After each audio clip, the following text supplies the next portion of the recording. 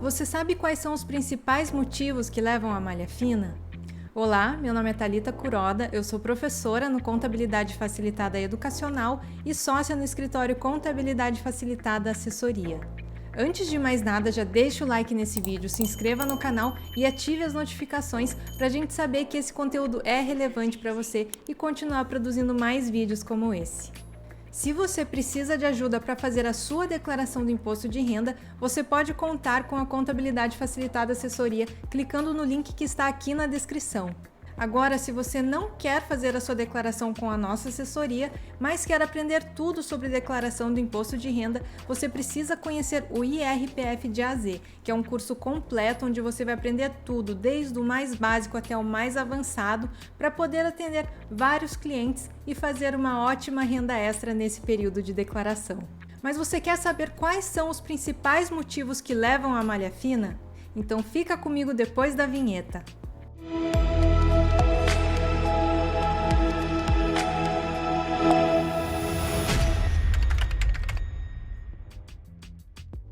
É claro que cair na malha fina não é o fim do mundo, mas para evitar que o seu cliente caia na malha fina ou que você caia na malha fina, o principal ponto é que você tenha consciência do cruzamento das informações. Vamos ao primeiro motivo que levam as pessoas a caírem na malha fina. Erros de digitação. Por exemplo, você colocar zeros a mais ou a menos, por falta de atenção mesmo. Vamos supor que um valor de 10 mil tenha sido informado como 1.000. Isso vai gerar um imposto muito menor do que deveria. E se a fonte pagadora informou um valor e o contribuinte informou um outro valor com zero a menos, é muito provável que essa pessoa caia na malha fina. Segundo motivo, não informar aluguel recebido ou aluguel pago. Porque, por exemplo, se o inquilino informar, mas o locador não informar, no cruzamento isso vai cair em malha. Eu vou mostrar aqui para vocês no programa da declaração. Por exemplo, num contrato de aluguel para pessoa física. O locador, ele vai informar no carnê-leão os recebimentos de aluguéis. E o locatário vai informar aqui na ficha pagamentos efetuados, no código 70 aluguéis de imóveis. E a Receita Federal vai cruzar esses dados. Então eles precisam ser coerentes na declaração do locador e do locatário. Terceiro motivo que leva as pessoas à malha fina: declarar rendimentos na ficha errada ou no campo errado. Por exemplo, se você recebeu um rendimento tributável recebido de pessoa jurídica e declarou como rendimento isento. Ou ainda, se você recebeu o informe da fonte pagadora e lá veio um valor, como rendimentos recebidos de pessoa jurídica, um valor de contribuição previdenciária, imposto retido na fonte, 13º e imposto de renda retido na fonte sobre 13º. E por algum motivo a pessoa acha que precisa somar esse valor do 13º ao valor dos rendimentos recebidos de pessoa jurídica. Então esse valor vai ficar incorreto e provavelmente no cruzamento vai levar o contribuinte a cair em malha. Então você precisa preencher exatamente conforme consta lá no informe de rendimentos. O quarto motivo que pode levar a pessoa a cair na malha fina é omitir rendimentos, justamente porque as fontes pagadoras informam os pagamentos à Receita Federal para um determinado CPF e aquele CPF precisa informar também que recebeu os rendimentos daquela pessoa jurídica. Então, se ocorre a omissão por alguma das partes, isso também pode levar à malha fina. O quinto motivo, na verdade, é um conjunto de motivos porque diz respeito aos dependentes. O que pode acontecer aqui que leva a pessoa à malha fina? Primeiro, esquecer de informar os rendimentos dos dependentes. Eu vou incluir aqui um novo dependente como exemplo. Vou clicar em OK. Se o dependente tem rendimentos, os rendimentos dele também precisam ser informados na declaração. Quando você vem, por exemplo, na ficha Rendimentos Tributáveis recebidos de pessoa jurídica, veja que você tem a aba Titular e a aba Dependentes. Então você não pode informar o dependente apenas para ter as deduções. Você precisa informar os rendimentos desse dependente, que serão somados à base de cálculo do imposto na declaração. Outro erro muito comum é declarar alimentandos como dependentes. Se houve o divórcio de um casal e o pai, por exemplo, paga a pensão alimentícia, ele vai declarar o filho como alimentando e ele não pode declarar o filho como dependente, porque só pode declarar como dependente quem tem a guarda judicial. Então, se a mãe declara o filho como dependente e o pai também declara como dependente, isso pode levar à malha fina. Isso também porque uma mesma pessoa não pode ser dependente em duas declarações. Então, você precisa prestar muita atenção no caso de pais separados. E ainda outro motivo, ainda dentro dessa questão dos dependentes, é incluir como dependentes pessoas que não poderiam ser dependentes. E se você quer saber quem pode ser dependente, dá uma procurada aqui no nosso canal que nós temos um vídeo bem completo sobre isso. O sexto motivo que leva as pessoas à malha fina são as despesas com educação. Apenas podem ser deduzidas as despesas com educação no caso de instituições de ensino regular, ou seja, educação infantil, ensino fundamental, médio, superior, inclusive pós-graduação e ensino técnico e tecnológico. Os cursos livres, como inglês e preparatórios, eles não são dedutíveis. Então, a pessoa que informa esses cursos como despesa dedutível, é praticamente certo que vai cair em malha. O sétimo motivo são as despesas médicas. Não é possível deduzir gastos com medicamentos adquiridos em farmácia. O que pode ser deduzido?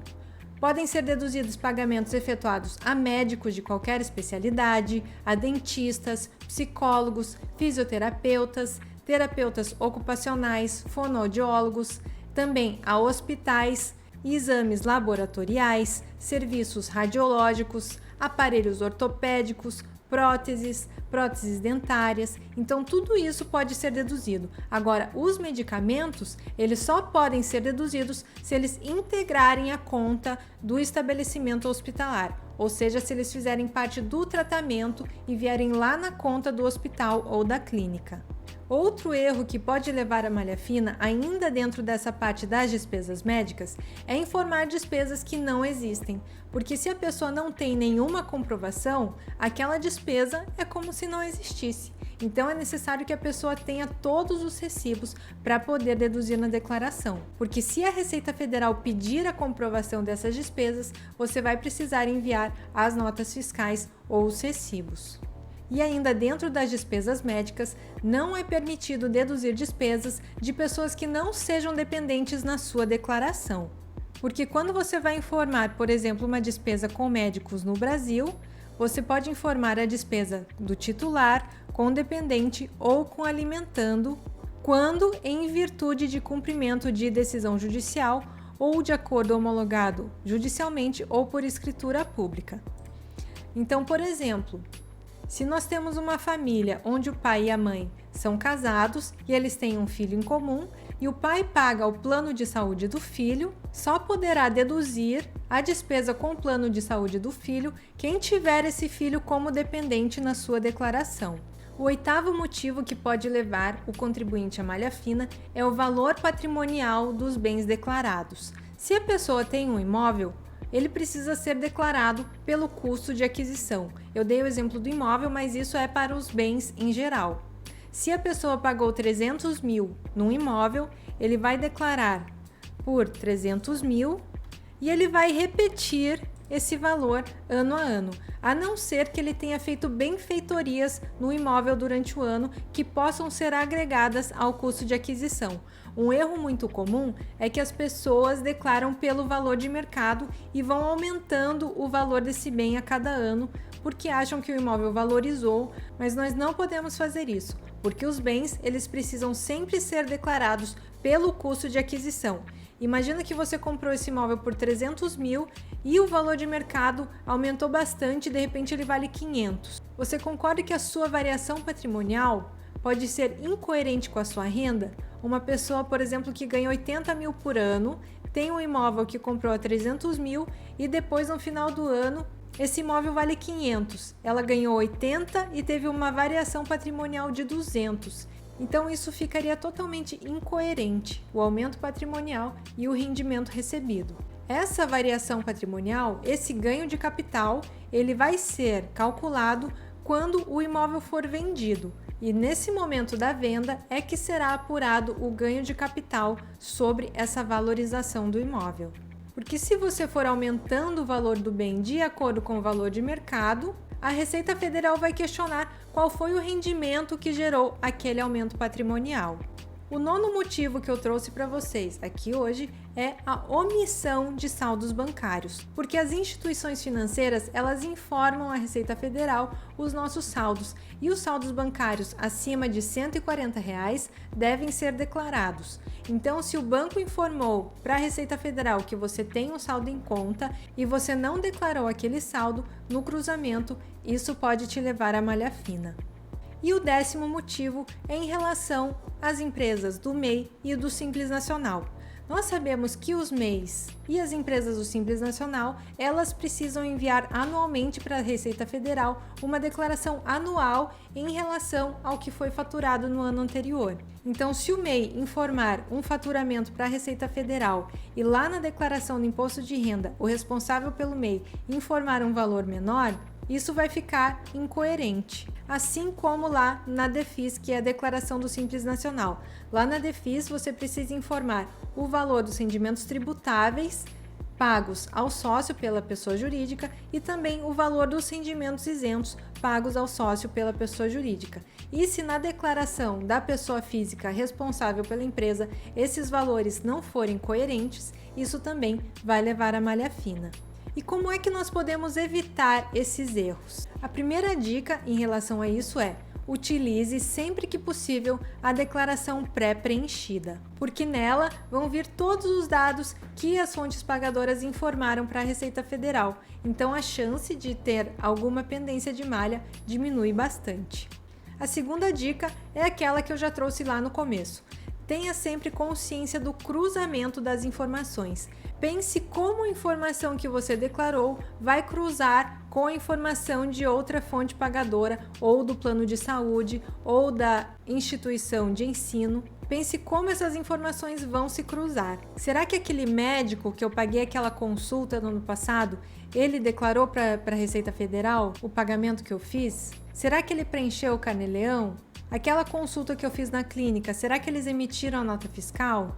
Então sempre lance todas as informações pensando nesses cruzamentos. E confira todos os dados da pré-preenchida. Caso tenha alguma divergência, você pode alterar sempre com base nos documentos e nas comprovações. E é importante também que você faça o acompanhamento da declaração lá pelo ECAC, lá pelo Meu Imposto de Renda. E, se possível, entregue a declaração o quanto antes. E por quê? Porque mesmo depois da declaração processada, ela ainda pode cair em malha. Porque se uma fonte pagadora retificar a DIRF, que é a declaração do imposto retido na fonte, com essa retificação pode ser que caia em malha, porque vai haver uma divergência das informações. E antes do final do período de entrega da declaração, ainda é possível alterar a opção pela tributação completa ou simplificada. Porque caso você tenha que fazer alguma retificação, às vezes pode ser que mude a opção mais vantajosa. E ao término do período de entrega, não é mais possível alterar essa forma de tributação. Em 2023, nós tivemos algumas mudanças que foram anunciadas lá na live da Receita Federal, onde eles disseram que o sistema ele já vai identificar alguns erros de preenchimento e pode ser que a pessoa saia de malha automaticamente. Por exemplo, se você informou uma despesa com educação no código de despesa médica e no cruzamento o sistema já identifique que foi apenas um erro do campo ou do código. E a declaração pré-preenchida esse ano também está puxando mais informações, por exemplo, nas situações de compra e venda de imóvel, porque os cartórios de registro de imóveis, eles também são obrigados a informar para a Receita Federal essas operações e isso já deve vir na pré-preenchida. E você, já conhecia todos esses motivos que podem levar a pessoa a cair na malha fina? Me conta aqui nos comentários. E não deixe de conhecer o IRPF de A a Z se você quer aprender tudo sobre o imposto de renda. E se você quer contratar os nossos serviços para fazer a sua declaração, entre em contato com a Contabilidade Facilitada Assessoria pelo link que está aqui na descrição. Eu espero que você tenha gostado desse conteúdo, um grande abraço e até o próximo vídeo.